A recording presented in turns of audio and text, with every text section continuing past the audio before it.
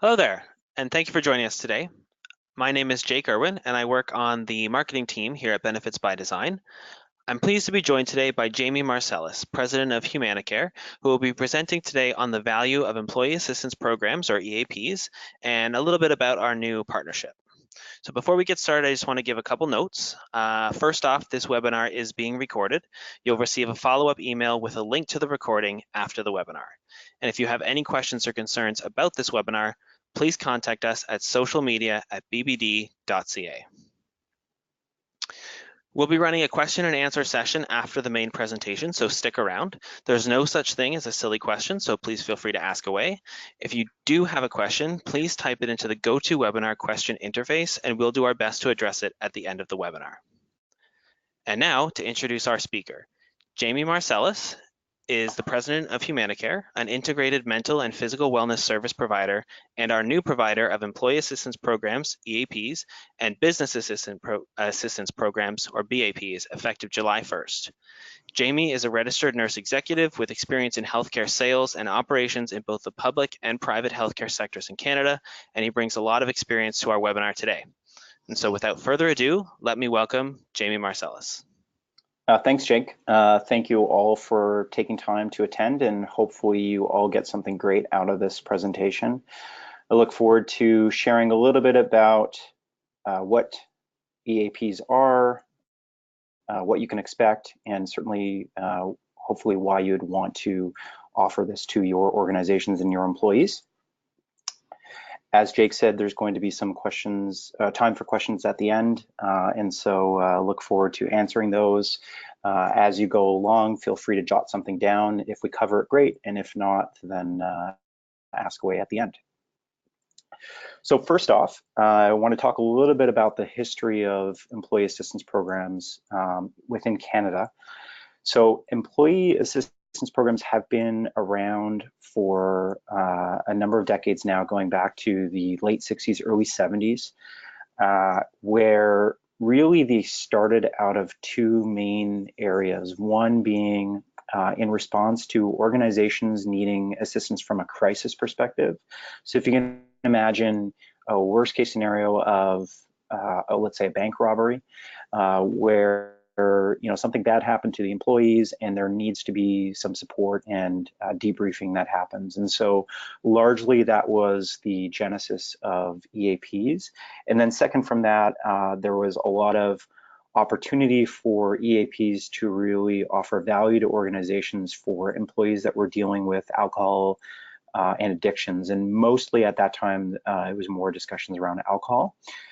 From then through the late 70s and 80s, and HumanaCare arrived on the scene in the late 70s.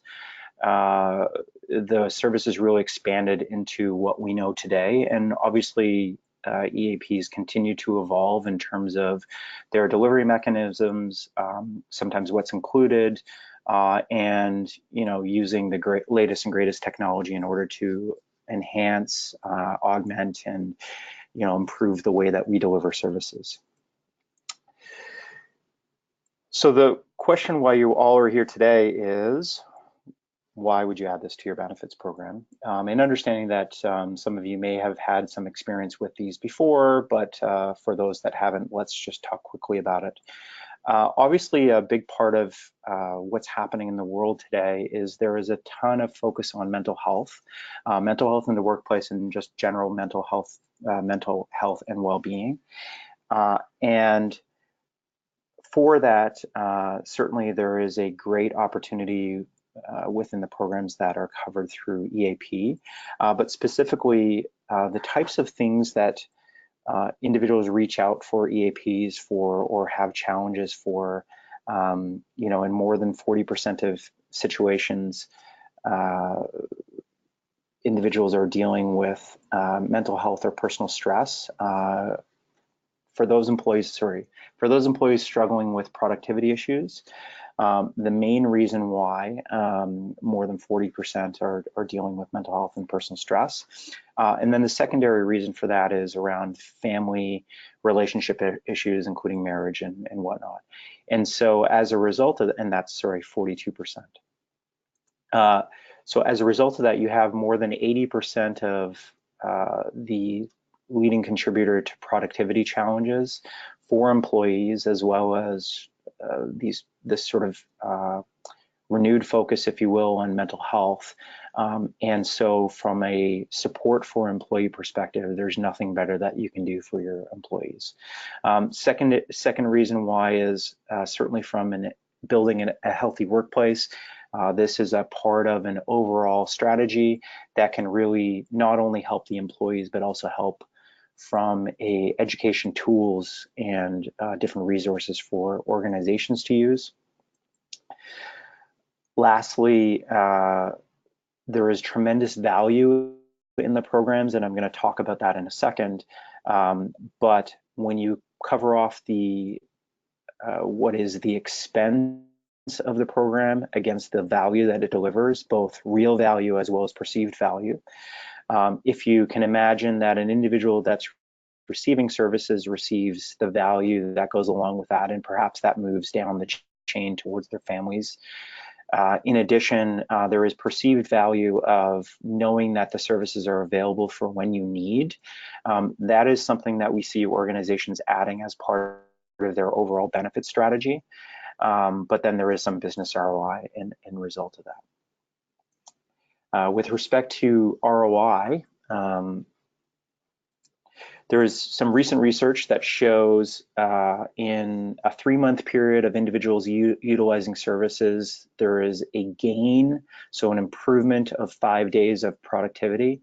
And so from a productivity standpoint, there's an absolute opportunity. As well, EAPs can assist with absenteeism. And then lastly, in terms of potentially impacting other benefits costs, such as medications, pharmacy costs, and disability costs, where there can be a preemptive component or an improvement on the outcome of what's happening with that employee in terms of avoiding those benefits or potentially reducing the length of need of either of those two benefits. And there is a number of studies that are undergoing today that include looking at those kinds of benefits. But in the absence of those, just focusing on absenteeism, productivity, and workplace engagement, typical ROIs exceed $3 for every dollar spent. There is actually a recent, I've seen it actually as high as about $7 or $8. There's a recent study that I just saw today that quoted $3.37, and that was in US dollars, but if you can imagine, it's about the same. So that's return on investment. So I want to switch gears slightly here and talk a little bit about an experience to give you the sense of the kind of impact this would have on one of your employees and or their family. And by doing so, I want you to meet Sam. So Sam is your best employee or one of your best employees if you have many of them. And Sam is dealing with a whole host of issues. So what's going on with Sam is Sam just got her credit card statement in the mail, saw that there was a whole whack of expenses there and has some concerns about that. But the real reason of why that is because Sam is dealing with a spouse who is fighting an illness, which is impacting their ability to contribute to the workplace. So their family member is leaning towards disability or on disability, and this is compounding Sam and her family's financial stress. This also has brought about a whole host of emotional stresses in response to how are we going to cope, how are we going to cope with the illness, what are we going to do, and so on and so forth. Which leads into some coping strategies. And so Sam fortunately had access to an EAP program.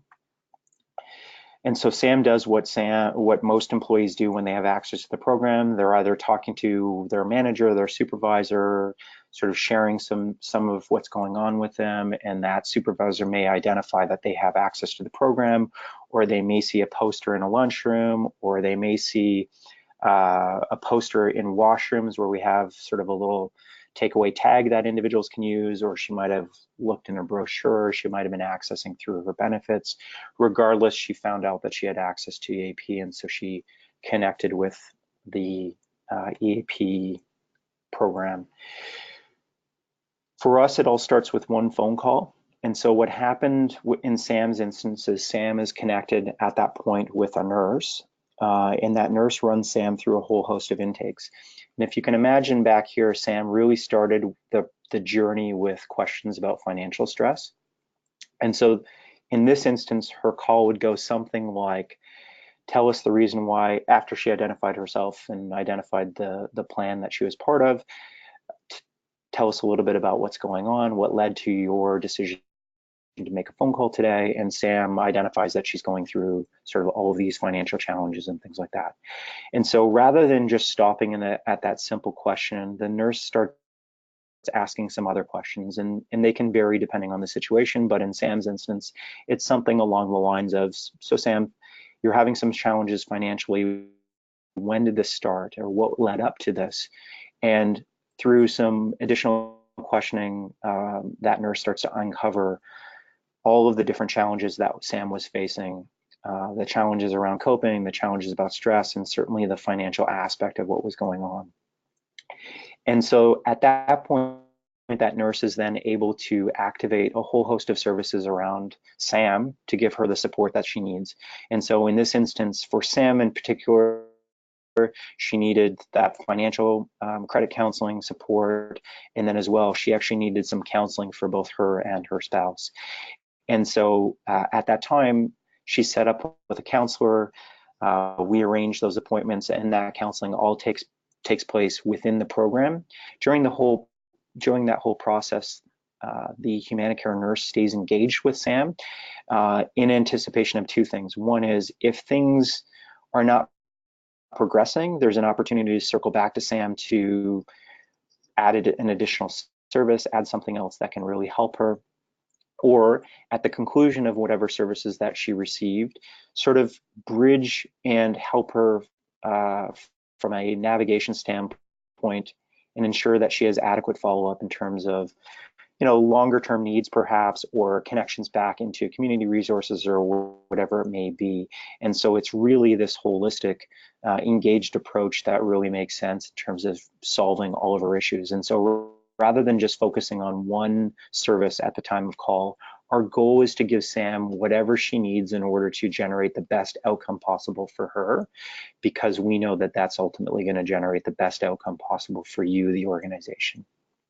And so the outcome of this is, through one phone call, she was able to reduce her time off work. She was able to reduce the stress and, build skills around coping and build supports in place that made her a more focused and productive employee, and certainly from an engagement perspective throughout that course of the year made her a much better engaged employee, which at the end of the day is what we all are looking for organizationally. So to sort of sum it up, how can HumanaCare help? And I will talk momentarily about the specific types of services that are typically accessed in an EAP program. But HumanaCare is really here to assist employees and their families with the problems that are affecting their job performance or that are affecting their work and home life, which ultimately will have an impact either immediately or eventually on their performance. And so we do that through, again, engaging that employee in a series of solutions depending, basically specific on what's going on with them. In terms of the types of things that people call about, so this is sort of a top 10.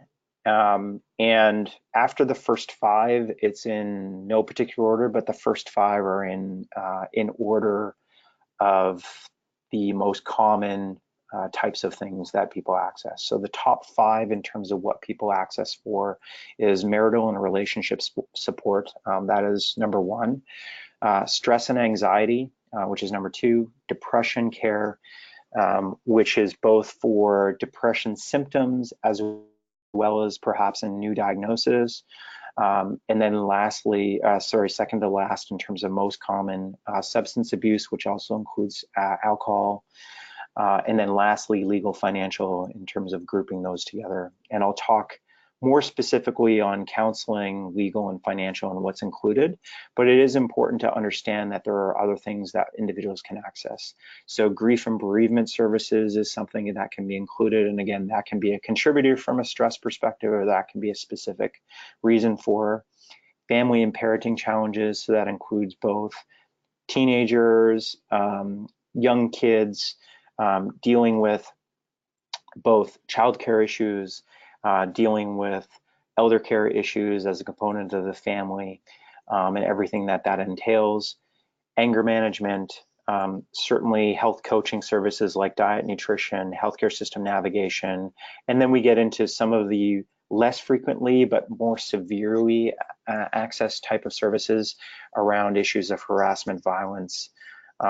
Again, some of those more crisis components that I touched on earlier in terms of where the roots of EAP started. In terms of what you could expect or what the employee can expect when they engage with the services, they can expect talking to one nurse. So that nurse is there to solve whatever issues that employee has at time of call and set up a plan for them for basically a solution to solve whatever's going on. In terms of what's included, in-person counseling, phone-based counseling, and then counseling available through technology like web services, childcare, elder care that I've talked about briefly, financial support services. What's unique about HumanaCare's EAP is because of the aspect of having the nurse engaged, is there is a healthcare component to this, and so there is times when we can do health coaching and health system navigation, legal support as I talked about earlier, and then lastly the notion of crisis and trauma support. In terms of our intake specialists, they are all trained. So while we do have nurses as our first point of contact, the nurses are specifically trained in both crisis management as well as all of these skill sets that I have listed here. Active listening, asking the right kinds of questions, and the real unique opportunity from a nurse is really twofold. One is nurses have the knowledge and training to be able to do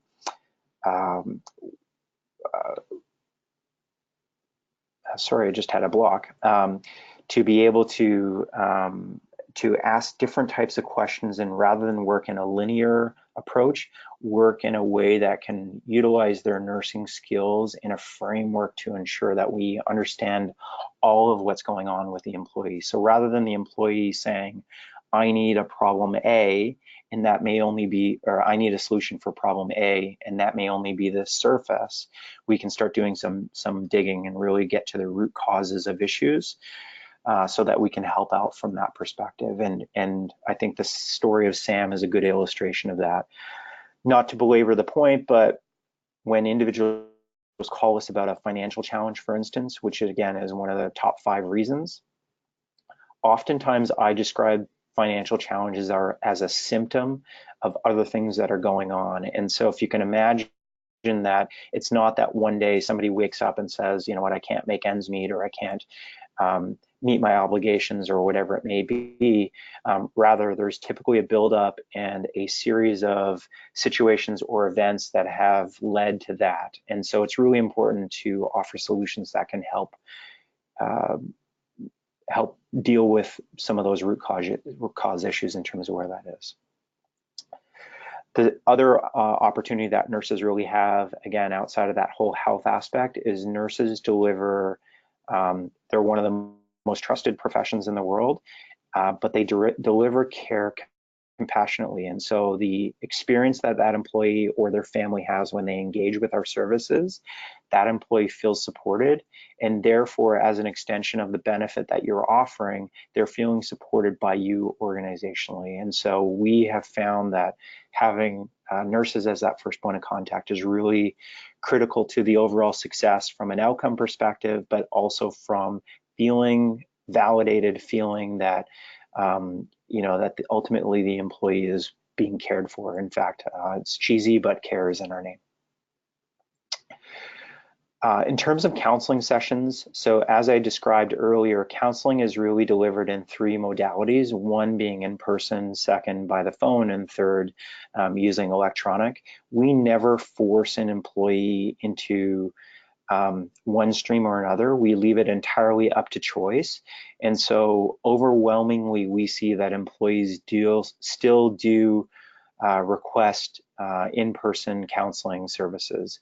To the tune of more than 95% of our counseling is delivered in person. If you can imagine, we need to have the right approach in terms of having individuals available in multiple geographies to deliver those services. We have to credential them, we have to engage with them, all of the stuff that goes along with that. We have to make counseling available on evenings and weekends to make it convenient for them. But again, if an individual wants counseling in person, absolutely they're entitled to that, and we'll get that for them.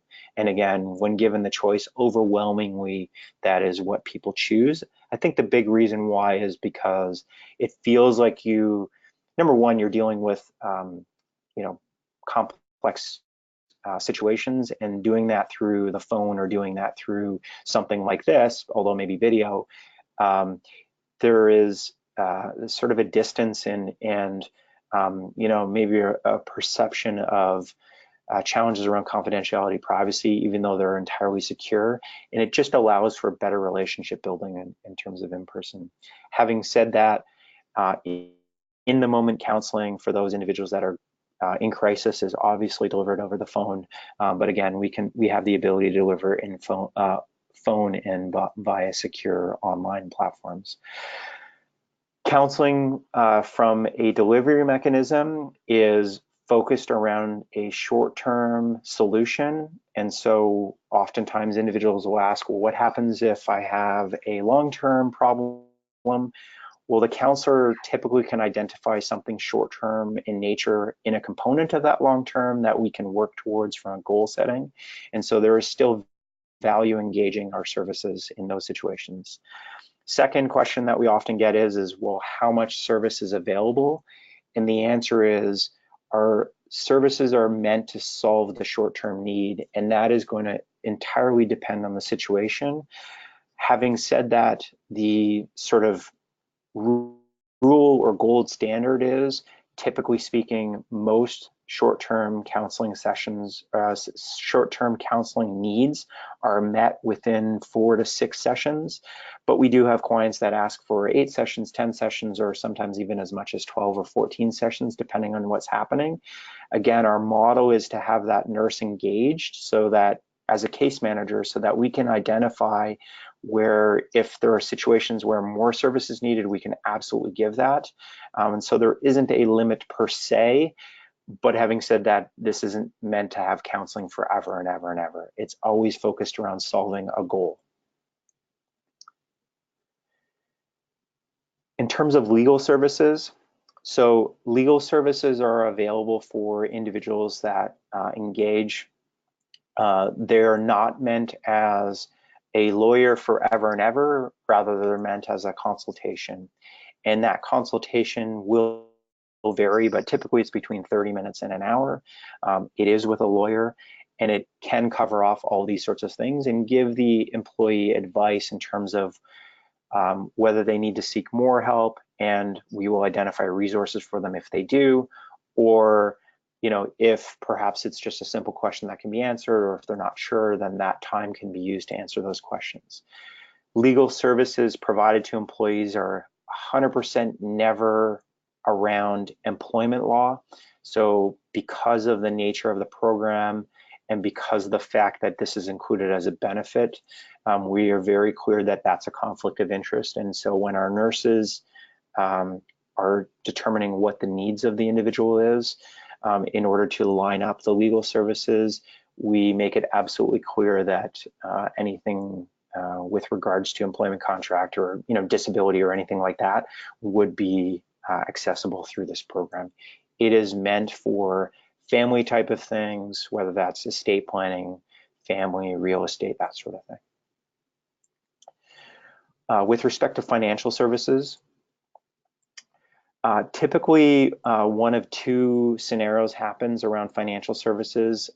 One is individuals need help around budgeting, or have some basic questions around, should I be investing in an RSP versus a TFSA, those sorts of things. And so inevitably what happens is we have two streams. One is where the employee is set up with a financial planner. And again, similar to the legal, it's not meant to be ongoing, but it allows for some consultation.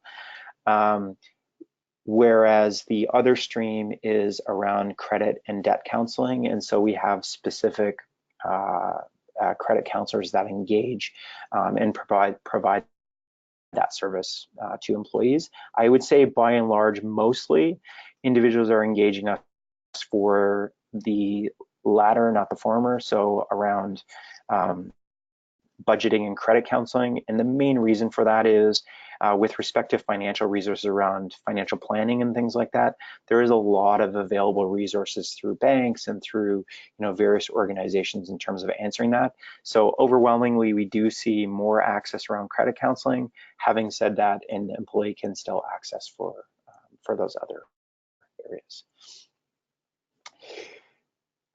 Also included in the service is access to an online health portal. So that includes self-service content, information that's both searchable. There's webinars, there is videos, there's assessments that can happen. You can start a session, all those sorts of things. That's all included in the program. In addition, there's a mobile app that's available that has very similar to what I just described. But what we always say is, as well, there is services available on a self-serve function. We view support as really engaging that employee in a conversation, because we want to make sure that the support that they're getting is contextually appropriate for them and is really, when somebody's looking at information online, we don't know whether it's appropriate for their situation. We don't know, if they're taking it to the next level or whatever's going on. And so we really value the conversation that that nurse can bring. From an online perspective, our view is that's really around making the services more accessible and giving different types of information to employees at the time of need. Our 1-800 number is available 24/7 in both English and French, and our nurses are basically standing by to take calls whenever the need may arise. But there is a whole host of services that are available online. With respect to recapping, and then we'll jump into question and answer, EAPs are of tremendous value to the organization, but then also tremendous value to the individual.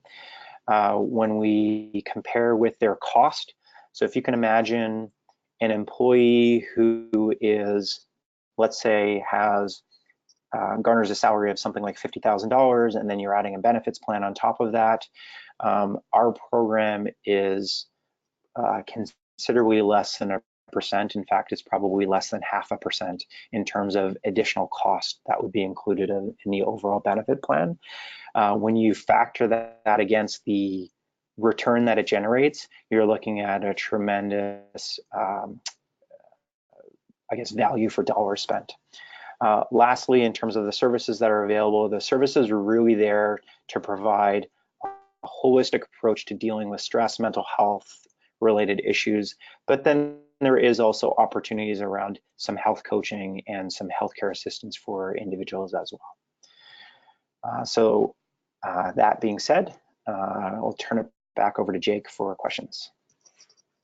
Yeah, thanks, Jamie. So I just want to remind everyone before we jump into the Q&A portion of the webinar that the webinar is being recorded and that it will be sent to you in our follow-up email, so you will get access to everything we've talked about today. And as we go through the Q&A, please keep submitting your questions through the GoToWebinar question interface if you have any. So I'll just give everybody kind of a little head start as we wait for the questions to come in. But we do have one here, Jamie. So yep. what is the difference between an employee assistance program and a business assistance program? Great question. So business assistance is really designed around helping the small business owner with, I'd say, more crisis type of things around from a mental health perspective, and then it has some different value adds to it. And so I would say it is less robust, and I'll be more specific in a second, but it's less robust than an EAP program, but it's also just different. And so what is included in the business assistance program is some counseling. However, that counseling is limited in nature in terms of how much you can access and who can access and whatnot. And then second, the other services that are included is access to legal, and then there's also an HR component. So there's access to HR advice. And so the legal and HR advice tends to be more around organizational type of questions rather than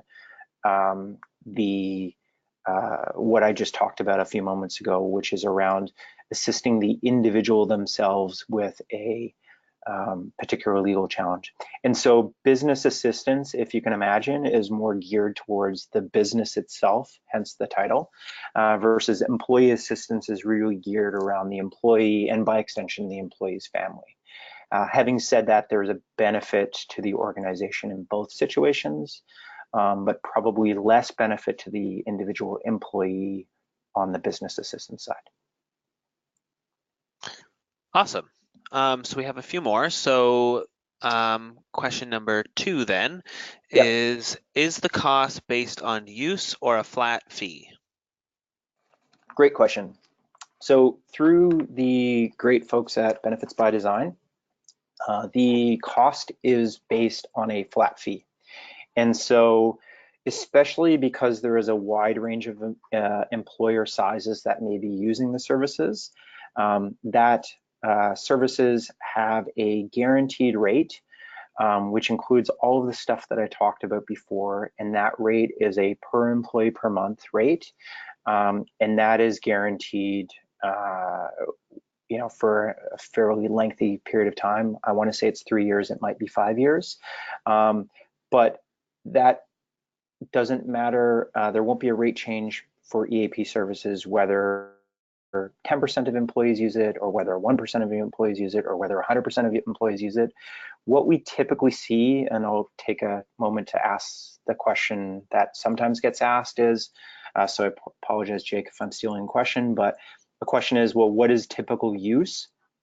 What I would say is, by and large, for organizations, we see use somewhere in the range of anywhere between 8 and 12% of employees and their families engaging with the services in any given year. That doesn't mean that you can expect 8 to 10% or 8 to 12% of individuals accessing it. You are going to see fluctuations in use, and those fluctuations are going to be dependent on what's happening within your workforce, what's happening in society. So if you can imagine, when there's a big societal event, whether that's something tragic like one of the more recent sort of terror activities, or something like a environmental event like the wildfires last summer, and if you're an organization that has employees in those areas, you can expect to see an increase in use relative to what's going on with that. The way that our program is designed is to anticipate that there is going to be those fluctuations, and so you don't have to worry about that. The price is fixed for a long period of time. Okay, next question is, what level of providers are available in rural areas? Great question. So I always start this by saying a little joke, which is if I could grow counselors, physicians, nurses on trees, we would. But having said that, we're always beholden to the availability of individuals. Having said that, we work with organizations literally coast to coast, and that includes both in large cities, towns, rural areas, and then as well even some remote areas. And so definitely we have counselors available in all of those areas. In some very remote areas, we may have less choice in terms of the counselors. But in having said that, the choice becomes around technology. And so we can use things like phone counseling, as I talked about before. We can use things about in-person counseling, or in some very unique situations, we've even brought in counselors to deal with, perhaps something that's going on with the organization, or as I mentioned before, where you're dealing with an environmental event in a particular community, and we just need those additional resources to deal with that. In terms of wait times, our standard is for the employee to receive counseling, or at least receive the opportunity for counseling, because again, we have to schedule it with them and there's a convenience factor that's available, but within 72 hours for anything that is less than urgent. In urgent situations, we endeavor to give counseling within 24 hours, and then crisis, as I referenced before, they'd get actually in the moment over the phone. But hopefully that answers the question. In terms of coast-to-coast counselors, if you can imagine, we're always adding and looking for individuals to engage with us. We have credentialing services that work with all of that, but we're always looking at where our employers are that we support, and by extension, where their employees live, because we want to have choice available in all of those places, so that we can meet the standards that we've set out, which is today delivering more than 95% of counseling in person and doing so in a fairly tight time frame. And so we're constantly adding resources within those areas. Hopefully that answered the question. Awesome. So I have one more question. It's our last submitted question. So if anyone out there does have another question, I invite them to kind of submit it now. Otherwise, this will be the last question and we'll kind of wrap up. But the question, Jamie, is around confidentiality. So do employers get information about who is calling, who's using the service? We do not share private information of employees. We do not share confidential information. And so the only time when that confidentiality or privacy is breached is not to the employer, but is rather in a safety situation where we have to disclose something to, let's say, police or to a hospital or whatnot. But we have very strict privacy guidelines and requirements. Now, so that's from the interaction standpoint. So while we do gather some basic information like who the employee is, where they're calling from, some demographic information and things like that, the employer would never receive that information, so they would not be able to identify this specific employee and what they had. Now, that doesn't absolve us of an opportunity to report to you, because that report is really twofold. One, it helps you to understand how well used the service is, and what kind of value you're driving out of it. But then second is the kinds of services that employees and their families are engaging with, because that can help inform your policies, procedures, education opportunities, management opportunities, and so on and so forth. And so we do endeavor to provide reporting back to you, but that reporting is going to be guarded against confidentiality. The simple way to think about it is when there is a very small number where you may identify down to the individual, or you could guess. So an example might be, if you're an employer who has 10 employees or even 100 employees, and one person accessed that for, let's say, for divorce, and you organizationally have a pretty good idea that there's only one employee going through divorce, you could easily come to the conclusion of who that employee is. Similarly, we can't share information where it's overwhelmingly the other way, where let's say you had 90 out of your 100 employees, or 90 in a particular position that were 90% in a particular position that accessing a specific type of service, because you might be able to identify fairly within certainty, who those individuals are. But what we can do in those situations is we can give you some guidance in terms of the kinds of experiences your employees are faced with without sharing that. And so what we might say is organizations similar to yours are dealing with X types of issues, or we might say in your organization you're dealing with proportionally more of this type of thing related to that, or you might say the types of services that you're accessing or your employees are accessing are more work related, and so there's an opportunity to do some education awareness with your managers, or the stuff that they're accessing is more home related, and so there's a different education opportunity. But again, there's a conversation still that can be had from a reporting perspective. But what I would say is when it comes time for you to require that report, circle back to your advisor and BBD service rep, and they'll be more than happy to engage with us and get you the right kinds of information it is. But be assured that all of the individual specific private health information and confidential information is never shared. Sorry for the long-winded answer. That's okay. It was a good answer. So we actually did get one more submitted question, and it's around cost. So did I understand it correctly that the cost is around 0.5% of a salary? Yep. I mean, depends on the salary, but it's a good way to look at it. Generally, I don't know the specifics, and again, benefits by design can give you the specifics of what it would look like for your plan. But you're generally looking at a few dollars per employee per month. That would no more than that. And so if you can imagine, as I said before, if you're spending, and so on a yearly basis, you're looking at, well under $100, certainly well under $50. So if you imagine that employee who, is costing you something in the neighborhood of 50 or 55,000, then you would absolutely be less than a percent and probably hovering at that 50% mark. Or sorry, 1% or half a percent, 50% of 1%. Awesome. Yeah, Hopefully that's clear. the way that we kind of talk about employee assistance plans, like on the blogs and stuff, is it's about the price, like for the price of about a cup of coffee, like a takeout coffee Yeah, per employee yeah, per month. perfect. You can kind of protect them against like their mental health and give them resources and stuff. Great. Awesome. So that's actually the end of our questions for the webinar. So I'd like to say a big thank you to Jamie Marcellus, the president of HumanaCare, for coming in today and talking about employee assistance programs and the benefits they can bring to a workplace.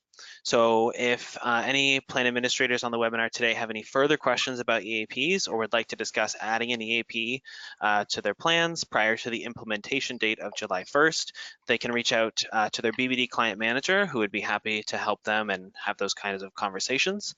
But that's kind of it for the webinar today. So thank you very much for joining us, and please enjoy the rest of your day. Thank you. Thank you.